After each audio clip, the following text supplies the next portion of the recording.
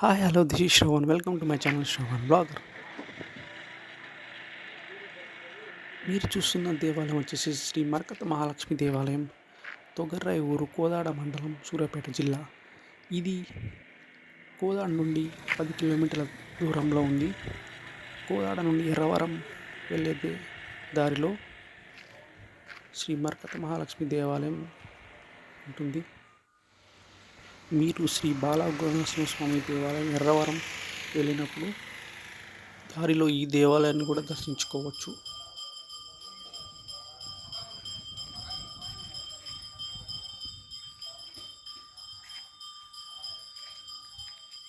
కొబ్బరి రాయి